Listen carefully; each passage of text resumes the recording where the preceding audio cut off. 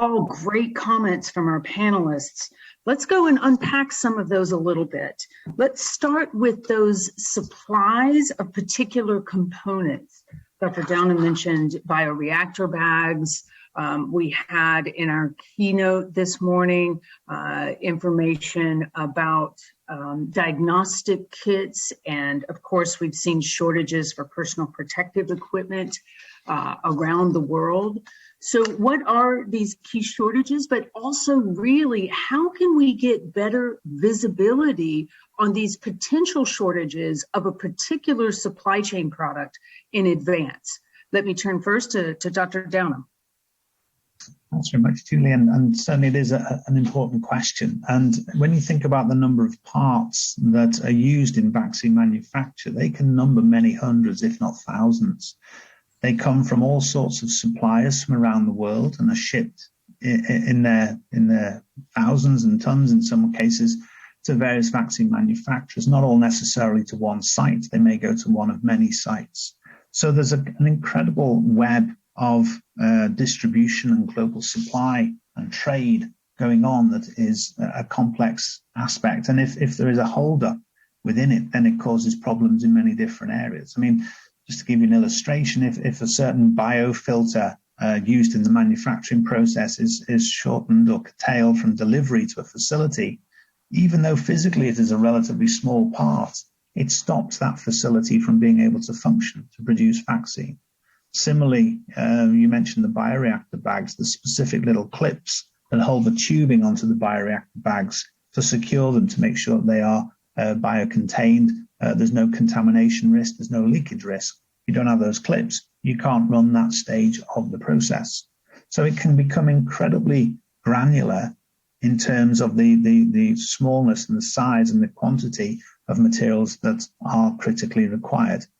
So through the COVAX Supply Chain and Manufacturing Task Force, within Workstream 1, and there's 3 work streams there, we're looking at establishing a voluntary partnership platform. In other words, a platform that can offer manufacturers and suppliers the opportunity to share data, share information, and also trade in stock. So, for example, if a vaccine manufacturer has an excess or a surplus of, let's say, bioreactor bags, and there's a company that desperately needs them, then that platform could be leveraged to facilitate shipment and transfer of those bioreactor bags from the person the organization has surplus of them to them that don't. Now, this sounds all very sort of ideal, and certainly, maybe in a kind of more non-pandemic period, business as usual processes would kick in.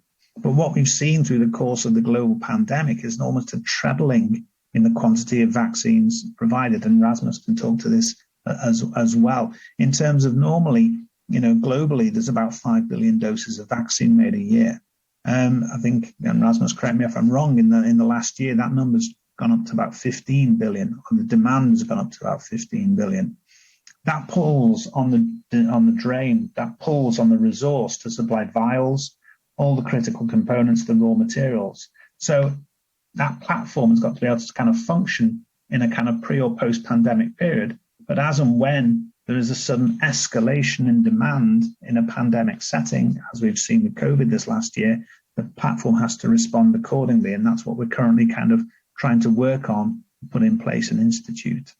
So that hopefully will help with some of the kind of dispersal of the critical materials, the components, the reagents required for vaccine manufacture.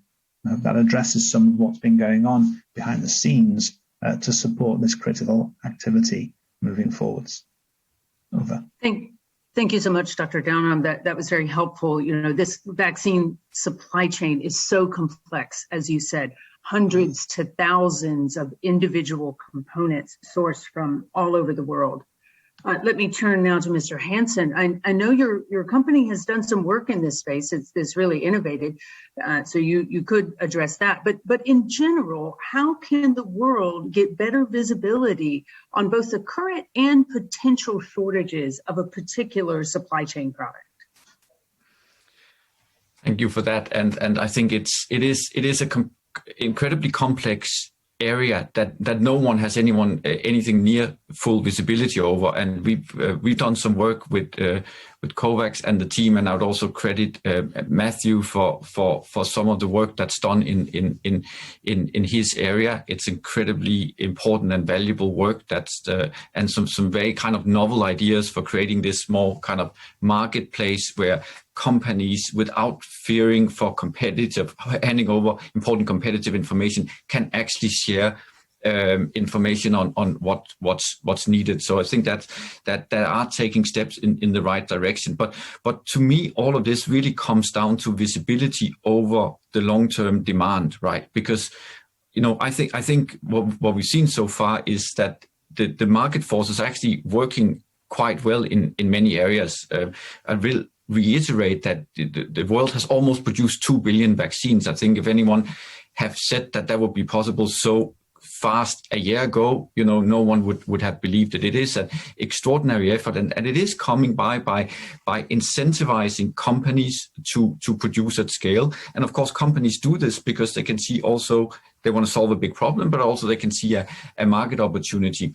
The problem many companies have right now is that it is actually not entirely clear what is the demand in 22, what is the demand in 23, and you're setting up these production facilities, of course, with a long-term view. So to repay your investment, you do need to have some longer-term visibility. So I think that's one component.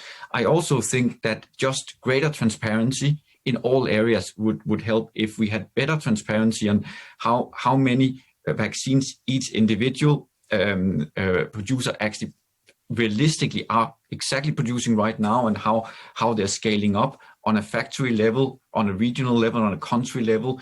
That would allow many sub-suppliers to have better visibility on where is the demand situation.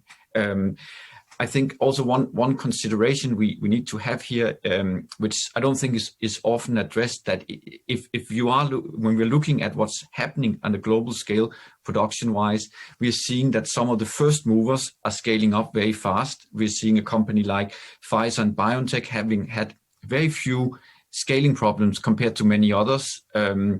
And also, I think Moderna is scaling fast. AstraZeneca is now coming in, and one of the concerns that I have is that it's harder for newcomers to come in. So we've seen recently very significant downgrades in production from Novavax and others, and I think it's also because some of those sub-supply agreements have been locked in already, right? So and it's, of course, it's hard when you don't know whether your vaccine is fully working, when you don't have regulatory approval. It's hard to justify making purchase advances, many months or even years in advance. So that is creating a bit of a problem that there is I would say, somewhat of a risk, at least from a competitive perspective, that we will be ending up with very few vaccines that's completely dominating the space, and be hard for others to enter. So I think a company like Pfizer, I think, has good transparency over the sub-supplies they will need to continue their scaling up towards the 3 billion this year. But many of the smaller ones, and that's where I think transparency, and I think government can encourage transparency in this area. We saw it in the clinical trial area, where most of the companies in the end ended up actually making their full protocol fully public, which was quite extraordinary. That happened in the fall, and I think it really helped a global conversation around the risk and benefits of these vaccines. I could envision a similar situation here, and we have with COVAX and others tried to encourage companies around the world to share as much information as possible. So I think it is a unique situation. And then I would say, just to your other point, Julie, on what is the impact on non-COVID vaccines, right? Because there's no doubt there's also a risk right now that there will be there's such an emphasis on COVID-19 that all other areas kind of gets forgotten, right? And also, again, commercially for a company, it's very lucrative to be in the COVID vaccine business. We're seeing potential revenue in this area for 150 billion, and this is a market that didn't exist last year. It's extraordinary by all measures, extraordinary amount of money that's being spent, and rightly so. But it's just to say that means that many companies probably are prioritizing this, so it can have a negative impact. And I think Matthew pointed to some of the things we've seen: biobags, vials, filters, cell culture. These things, if we don't have sufficient scale, that would impact polio vaccines, meningitis vaccines, seasonal flu vaccines. We haven't seen, luckily, so far a lot of those shortages, but I think it's also still too early to say that could be kicking in the fall and then early next year. So we can't just look at COVID vaccines in isolation. We have to look at the entire vaccine and in the broader medical supply when we address these issues. Thank you, Mr. Hansen. And we will come back to that point that you're making about the impact on other supply chains. Let me turn to Mr. Rodriguez and ask the same question about how the world can get better visibility on potential shortages of a specific supply chain product. Yeah, thank you. To improve the visibility of the potential shortages or across the supply chain, I think there are two main components in addition what Matthew and Rasmus explained. One is collaboration. So I think collaboration between partners, suppliers has been very, very critical before COVID. So UNICEF and PAHO are the largest vaccine procurement entities in the world. So we have a long-standing collaboration. For instance, with the yellow fever vaccine, which there are only 4 WHO pre-qualified manufacturers, when there's a limited supply, so we have been collaborating and reassigning supply as needed. And for the COVID-19 response, PAHO, along with other organizations, are part of the UN COVID-19 supply chain system. So that has been very, very critical, because together we have addressed the market failures or the market challenges of PPEs, of diagnostics, doing joint procurement processes, securing supply, also securing best price for all our countries.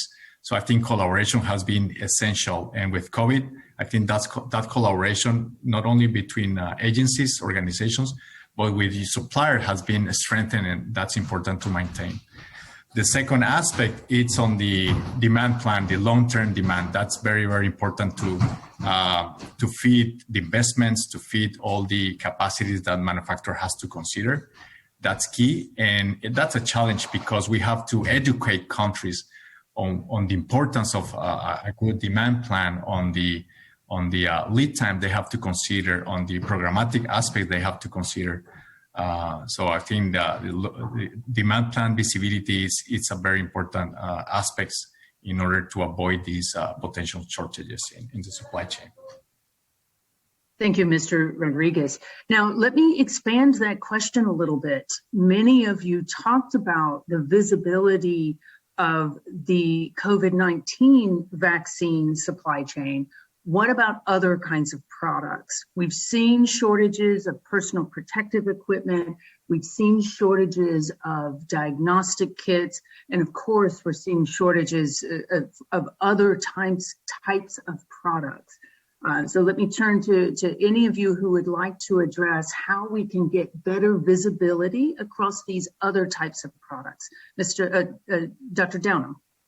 Oh, okay, thank you. I mean, certainly the visibility is key, as we've been explaining for the COVID vaccines, and arguably, a lot of what is impacting COVID, so the filters, the tubing, those consumables, etc., they're also used in other vaccine manufacturers. A bioreactor bag is a mini fermentation vessel, basically, and that can be used to make COVID vaccine. It could also be used to make flu or measles, mumps, rubella, any of those kinds of vaccines. It can also be used to make antibody products, and antibody products are largely used in things like oncology treatments and certain sort of neurological and other disease areas.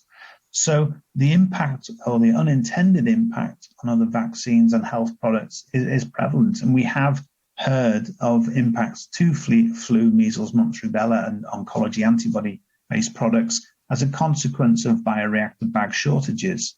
Now, those bioreactor bag shortages, for example, might be due to the demand that's gone literally exponential, gone through the roof in terms of, supplying both for COVID and for other products as well. I mentioned earlier, nearly a trebling in the number of vaccines being made for this year alone.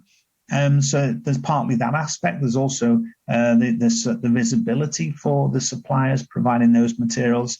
And there's also certain legislation occurring, particularly in the United States, that is kind of arguably preventing or controlling distribution of certain materials. So there's a combination of factors here, but cumulatively they are impacting not just COVID, but other biological health products as well. And the mechanisms to get visibility to support them is equivalent to the mechanisms, I would say, for supporting COVID. It's platforms, it's sharing of data, it's collaboration, as Daniel mentioned a moment ago. It's that understanding of the data to provide and maximally support provision of materials. As I mentioned, the platform that CEPI, rather than the COVAX Supply Chain Manufacturing Task Force, is focusing on is leveraging understanding from existing platforms that people have been using predominantly through pandemic as people have been shopping from home. It's a similar dynamic. It's an electronic platform at which goods are traded.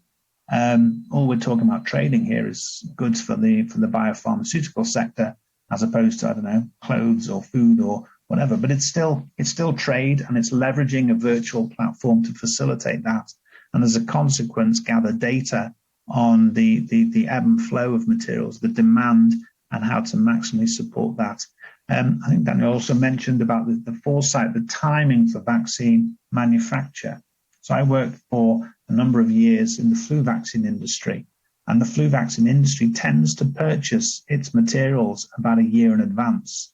So if it starts making flu vaccine in January or February, it has ordered the parts to make the vaccine in January and February, literally the January or February before.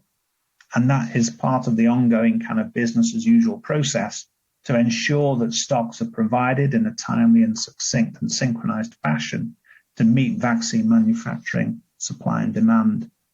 So there's a number of things going on here that sort of starts ahead of time, in some cases about 12 months ahead of time, to meet that demand for scheduled manufacture, and it's ongoing in a continual basis. Those are great points, Dr. Downham, and those are getting to not only the shortages that we may have seen so far during this pandemic, but really the potential cascading effects as more and more COVID-19 vaccine is produced. Where could that have impact in the future? As you mentioned, flu vaccines, measles vaccines, others. Let me turn now to Mr. Hansen to address this question. So what other products may experience shortages from the production of COVID-19 vaccine? And really, how can we get better visibility on potential shortages of any of these products, whether it's diagnostic kits and PPE, as Dr. Nkengasong addressed, or these future products that may be impacted by the production of COVID-19 vaccine? Yeah, so I think one of the key actors in this are national governments. And I think what we've seen in the COVID vaccine space is that many national governments did a big effort to ensure supply chain. But what I don't think necessarily many governments have fully done is to try to kind of look at the entire supply chain. So there's been a lot of work going into making sure that we have production, the core production of the vaccines, also some fill and finish. But if you look at those 200 to 300 ingredients that goes into an individual vaccine, then I think that that countries around the world could investigate and invest more in making sure that that happens, and working with the individual suppliers. One of the things that we've done with some partners is trying to identify, saying that the 20 most important ingredients and who are the producers of those and where are those manufacturers located. I mean, on a good note, I would say from observation is that many of these sub-suppliers are scaling up really, really fast. And if you're just looking at some of the financial metrics, which I think is a good indicator of those, their revenue forecast for the year, so that, you know, it's growing really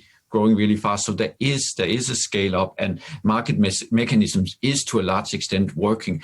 But I do think that there are specific areas where especially national governments who have the capacity to go in and support, to make sure that a new factory is being built, to make sure that the entire supply chain is working freely, can play a big role. And I think communication across governments, sharing of, as also Daniel pointed out, is really important. And there might be a little bit of a tendency, I would say, in the beginning of the pandemic for governments to be quite protective and not necessarily being willing to share as much. And that's fully understandable. Every government has responsibility for its own citizen and of course wants to make sure that they can protect those.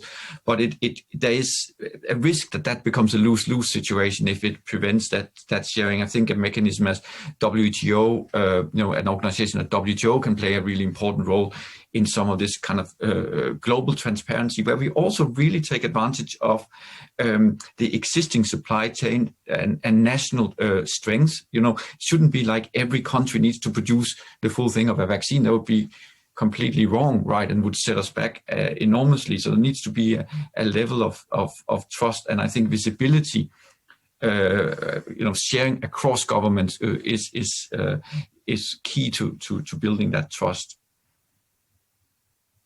Thank you for that. And you're pointing to the fact that there are different stakeholders who may play a role in this visibility across that whole supply chain. So of course, the pharmaceutical companies, but also these national governments that can look at that whole supply chain, and organizations like WHO and PAHO. Let me turn now to PAHO, to Mr. Rodriguez. Same question, really. What other products may be affected by both the production of the human COVID-19 vaccine, but more generally as well, how do we get visibility across other kinds of products, such as diagnostic kits, PPE, or potentially shortages that may affect other vaccines?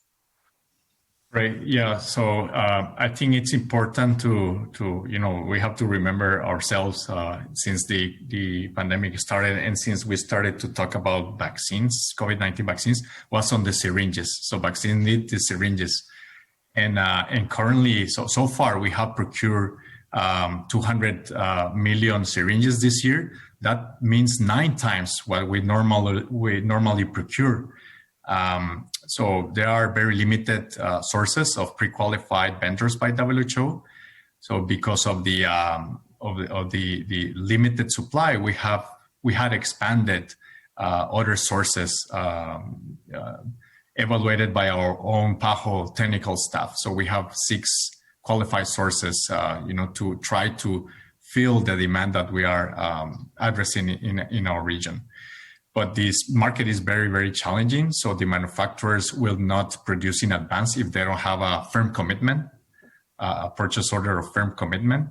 Also, those manufacturers many are located in India and Qatar, and they have to fill their national demand first.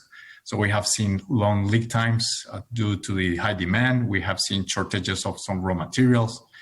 But in addition to the challenges of the production and supply, we have logistics constraints. So there's an imbalance of containers, ocean containers. We see low flight availability, and we see how freight costs have increased. And also some of the freights require advance payment. And on top of that, we see a price inflation for the raw materials, for the polypropylene and other resin, the steel for needles, and other costs are being increased because of this situation with the syringes. Those are great points about both syringes and those raw materials that are impacting that supply of components across that whole system. So for future pandemics, future outbreaks, how can we reduce the chance that we'll have shortages, not only of the products that we've needed this time, but potentially even other products that we might need for the treatment process or others? Mr. Downham, would you like to, Dr. Downham, would you like to start? Sure, yes, and thank you very much indeed. And I think one of the key kind of lessons learned from the current COVID pandemic response is just how dependent the planet is, how dependent mankind is on not just core companies, a small selection of manufacturers, but also geographically where they are based. In fact, CEPI last year undertook an expression of interest to map the COVID vaccine manufacturing capacity capability worldwide, and identified through that the predominance of vaccine manufacturers, particularly in North America, the European Union, and Southeast Asia. But there are areas of the planet where there are clear gaps, an unsubstantial number of vaccine manufacturing facilities. So Africa, Latin America, Daniel, I'm sure, could speak to that one, and the Middle East, etc., Southeast Asia. These are kind of areas that need the focus to increase the vaccine manufacturing footprint, diversify vaccine manufacturing options to better be prepared to respond to vaccine requirements due to epidemics and or pandemics in future. So there is a considerable effort now to consider how to establish or upgrade vaccine manufacturing facilities, particularly across these 4 geographies, particularly in low middle income countries. There's a motivation from investors, we're hearing this from CEPI at least on a frequent basis, to stimulate public sector and private sector financing to support vaccine manufacturing innovations to accelerate pandemic response and production of routine vaccines. There's a need also to identify policy needs and build regulatory capabilities. So regulatory compliance is a key component, obviously, to not only improve the vaccine manufacturing capacity, but sustainably have it rolling and working and moving forwards in a compliant way with global norms and standards. There's an important, and we've talked about this already today in this meeting, in this panel, to ensure sustainable and resilient supply chains into regions across the globe where manufacturing is occurring. And key to all of this is to ensure that there is a workforce, a trained, skilled workforce in certain key areas like CMC, chemistry, manufacturing and controls, or regulatory or bioanalysis, etc.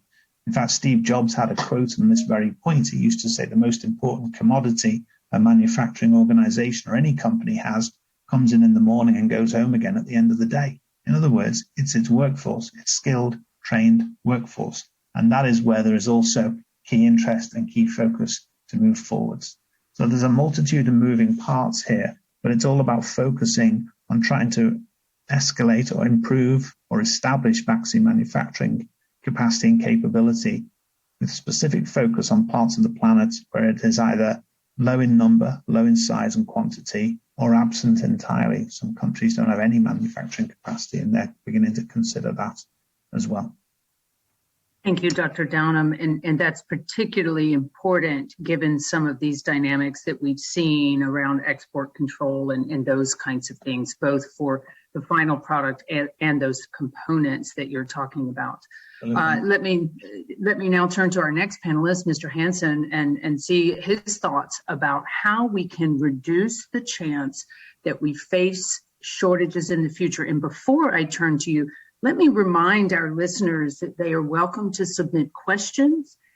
Please do so. And then in addition, when this panel breaks, there will be another panel coming afterwards and some breakout groups later today where we are going to go into a little bit more depth on some of these topics. Now, back to you, Mr. Hansen. How do we reduce the chance that we face future shortages? Yeah, of course, that's the really big question that this raises. I think there's a few points to bear in mind here. The first one is that although the vaccine development has happened at extraordinary speed, and although actually global production is scaling up rapidly, we're still looking at a time lag of up to 2 years from the virus was first identified in Wuhan until we have anything near full enough vaccines for the world, right? And I think those 2 years is probably a quite realistic time lag if we are starting from scratch. But the point is, do we need to start from scratch as a global society when we are faced with pandemics or threats of pandemics? And I think the answer to that is no. So the way forward must be that the globe and the world builds up greater global capacity. There should be, I mean, if we want to quickly be able to vaccinate the world, it's pretty simple. We need to be able to, in a relatively quick period of time, to produce, let's say, 11 billion vaccines, or depending on assumptions of doses and whether we want to vaccinate everyone or children. And we've done a lot of modeling on that. I can talk more about that if anyone is interested, but let's just say 11 billion is a good kind of proxy for what we need. So how do we finance 11 billion of doses? Because there will be years where we might not need them at all, and we need these factories to run. We need the skilled personnel and all of it. As Matthew, you need the whole supply chain, and I think one of the ways we could start thinking about this, and what I also hear from many governments increasingly, is we shouldn't think about this as a health crisis. Maybe it's actually better to think about this as a national security crisis. Because if you take an analogy to the military, how do we determine how many nuclear warheads a country needs? How do we determine how many aircraft warriors? Things like that. You use a risk-adjusted metric system to determine that level of spend. And if we look at the cost of the pandemic, by some estimates, lower end estimates is 5 trillion and even more, then say the world has to spend 200 billion a year to have that global capacity for 11 billion doses. That actually is a pretty good investment as a safety. But where they're going to come from, which budgets, and how is that full going to work? That's I think is going to be one of the really big challenges going forward. But ultimately, it will have to be that long-term investment that ensures capacity worldwide. And then I just want to make one other point to Matthews. I agree with most of what he said, but I would just caution a little bit about. Agree that there needs to be some global diversification. But part of the problem we've seen so far is that because of export controls, that part of the reason many countries say now we need to build our own capacity for vaccines is because of the threat of export controls. If that was not an issue, then I think a better way to look at this is what is the most efficient way to scale fast. And what we're seeing when we're looking at the real numbers is that there's actually a correlation between the fewer sites a company has, the faster it's scaling. So in other words, if you kind of map the companies, like a good example is the Russian vaccine Sputnik, has tremendous amount of deals around the world and lots of factories and agreements, but the output is almost, is very, very low. Where a company like Pfizer BioNTech or Moderna has chosen another route where say we have full control, we have few factories, and we really want to leverage economies of scale. And what makes me a little bit nervous when I listen into some of these conversations is that I fear that we're starting to set up like every country needs their own, vaccine manufacturing, which would be a very inefficient way of doing it. We need to harness global specialization, global economies of scale, as we do in any other area. And if there wasn't a threat of export bans, then that would be a natural way forward. So I think that a greater commitment across the world to not, even in a pandemic, halt exports is really, really critical, and goes hand in hand with that. Thank you for those comments, and I love it when panelists disagree. So let's put it out there on the table. And it's not really been fair that I've turned to Mr. Rodriguez last each time. So on my next question, you'll be first. We'll reverse the order. But let you jump into answering this question about how we reduce the chance that we will face such shortages in a future pandemic or epidemic. Right. So yes, the COVID-19 has exposed the vulnerability in the region. So less than 4% of the medical products that have been used during COVID-19 response in our region come from our region. So there's a high dependence from other markets. So the expansion of the regional capacity in the region, it's as Rasmus was pointed out, is not like a economical decision, but a health security decision, and that's what our member states are indicating, and our director it's also promoting. This is a health security issue. And the region has key building blocks to make this happen, to rely less on other markets. So we have a strong academic and research institutions. We have existing manufacturing capacities for vaccines and other health supplies. We have robust regulatory systems in place, and we have an effective procurement mechanisms, such as the revolving fund for access to vaccines, which where 42 countries and territories participates in this pool procurement approach. So we have capacities in Argentina, Brazil, Mexico, and Cuba, which with those vaccines, many generations in Latin America has been immunized. And some of these plans have been updated with technology transfer agreements with manufacturers such as the AstraZeneca. So there's potential there, but and I agree with Rasmus, there should be like a balance. It doesn't make sense that many countries in the Americas will create the same vaccine. There should be like a very coordinated effort. And what are the vaccines that will make sense to protect the health threats or the security threats? And also there should be agreement between countries on ensuring there's a free flow of raw materials, free flow of ingredients and the final products, even if there's an emergency or if there's a pandemic. So PAHO it's in these efforts, and it's right now, as an example, is working closely with WHO on the COVID-19 mRNA vaccine technology transfer hub.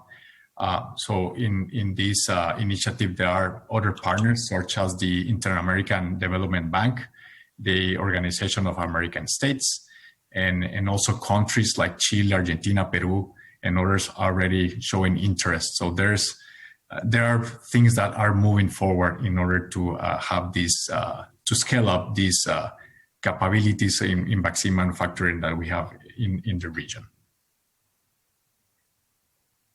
Thank you very much for that. And several of you have touched on this balance between having capability in different places, which helps promote robustness and resiliency, but also the value of economies of scale and some of those other kinds of things.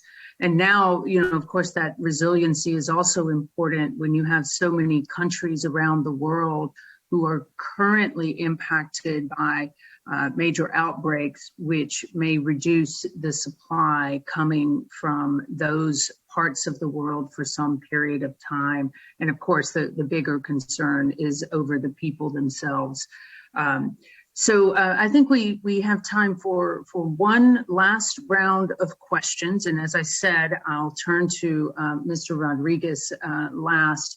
We've talked some about these different aspects that should be done to ensure that during peace times, we have the capability that we then need to draw upon during emergencies. Whose responsibility is it to make investments of this kind, and how can we move forward to those investments? Mr. Rodriguez. Yes, I think we have to, even the countries are taking the opportunity of this pandemic to make very important decisions and to make things happen. I think without the pandemic, it's very difficult to countries to prioritize on the needs to depend less on other markets.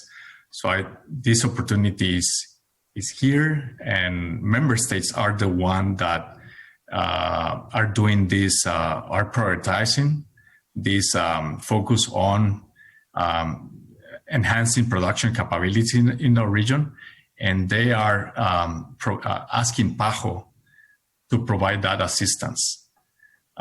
So I think the decision is from governments, and PAHO has to follow those mandates to coordinate all these efforts not only with the governments, with ministries of health, but other entities such as the one dealing with technology, the one dealing with trade, the regulatory agencies. So it's a coordinated effort that PAHO is here to assist. Okay, thank you. Mr. Hansen, now to you on whose responsibility and how do we go about achieving it? So yeah, no, it's a great question. Who should pay the bill, right? And I think what we've seen so far in the pandemic is that it's been national governments stepping in, right? I want to point out, for instance, we're seeing also a lot of these bilateral deals where governments go in and buy as much as they can, because of course it is a national security concern. But I think going forward we should try to be more innovative and think more broadly about where the financing could come from, because if you, of course, countries have been deeply impacted financially by the crisis, but so have many multinationals, individuals, etc. So I think if we start thinking about this more as kind of an insurance model, how do we protect ourselves against the risk? Then I think we could, for instance, have many companies paying in. Maybe through insurance companies to a greater pool that ensures we have this global capacity, as I've talked about before, for rapidly scaling. So I think that, and I think actually the timing those conversations is right now and right. And I hope there would be more new kind of private-public partnerships and others stepping in to try to fill that gap. And it's interesting, of course, in the US, where a lot of healthcare spend is insurance-based and privatized, that could potentially give some ideas for the way forward. Because I think if we only rely on national governments, there is a risk that over the long run would be underinvestments. But if we also, see what other actors that have an economic interest in protecting themselves, what they could feed in, then that the total pie, it should be relatively easy, I would think, to harness that kind of, let's say, 150 or 200 billion a year that, in my view, is needed for ongoing capacity building. Great, I love it. So we have a new idea and a dollar amount or a euro amount or whatever currency you like. Let me take the same question and turn it to Dr. Downham, please, to address who needs to be making these investments and how do we make that happen? Sure, absolutely. And certainly what CEPI is hearing now from many investment banks, development banks and private investors is the desire to finance and support vaccine manufacturing, particularly in low middle income country settings. So there is a momentum based off the COVID pandemic to invest and to support diversification and improving capacity around the world. And arguably, if you think about the overall kind of expected cost to the global economy, I've seen values in the 28 trillion by 2025. So the 200 billion a year that Rasmus was just mentioning is almost small change by comparison to what this current COVID crisis has cost. Arguably that 28 trillion might be on the low end, given the impact of destroyed lives lost, etc., societies fractured, etc., etc. So there is a true momentum at the moment to not only expand vaccine manufacturing capacity and capability to support public health security measures, particularly for future epidemics and pandemics, but there also is from financiers and investors a motivation to do and to support the same. So the question arguably is, well, if there is a queue of investors and financiers willing to support financially such key expenditure, how is it coordinated? How is it governed? How is it managed, et cetera, et cetera? And certainly, again, sort of as I mentioned before, the COVAX Supply Chain Manufacturing Task Force is considering this. It doesn't necessarily mean it will be the overall governor of those reserves. And arguably, it comes into also government investment as well as that public-private partnership investment as well. So there's multiple factors here. But arguably, like I say, it won't necessarily all fall to one respective party. And as I indicate, there are multiple parties lining up who are wanting to invest, even down to family investors, family venture capitalists, golden angels, I think they're also called, through to your major international development banks and regional development banks and development agencies. So it's about galvanizing that momentum and trying to ensure the investment is channeled in the appropriate direction. And certainly CEPI is one of the organizations that's approached to facilitate and help with that moving forwards. Great.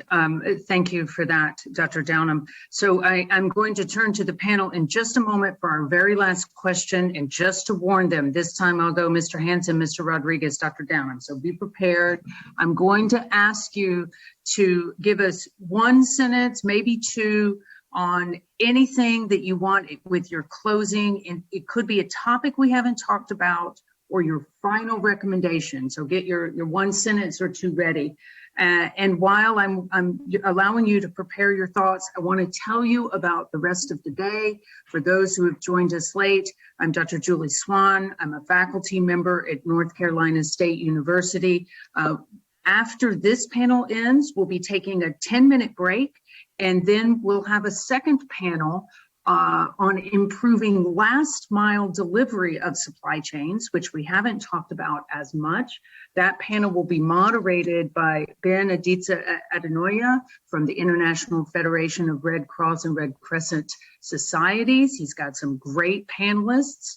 Then that panel will be followed by breakout groups on data sharing and finance and investment. And so we'd love for you to join us for those two events that we have coming up.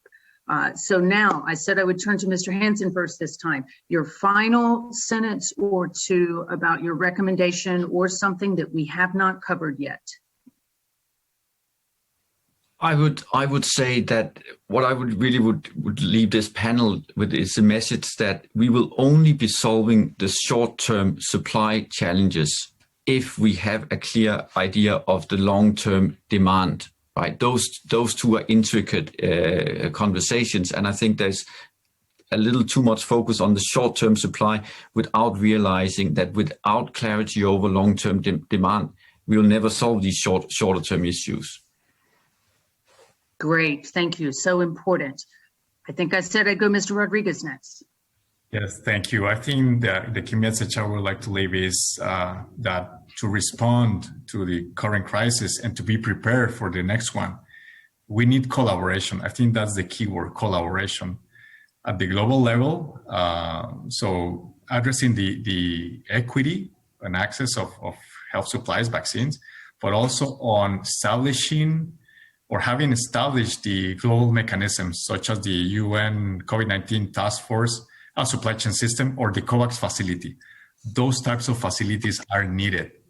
And also the collaboration with private sector, public sector, and at the regional level, how collaboration between partners, governments in the regions can reduce the dependence of health supplies from other markets. Thank you, Mr. Rodriguez. And now to Dr. Downham for your final take on this question, please. Thanks very much indeed. I'm going to try and summarize it in a sentence, and that is that there's a focus and need to galvanize momentum behind collaborations that are focused on establishing or upgrading vaccine manufacturing facilities and resourcing them accordingly with the upskilled and trained workforce, particularly in low middle income country settings. In other words, to diversify vaccine manufacturing footprint globally to ensure better preparedness to epidemics and pandemics in future, so that maximally and equitably as many people as possible can be protected in future. Thank you so much, Dr. Downham. Thank you, all of our panelists. We are so thankful for your participation today. Thank you, attendees. Come back in 9 minutes now. It will be 9:30 Eastern Time. We look forward to you joining us for our next panel. And thank you again for our panelists and for our audience and to the National Academies. Thank you.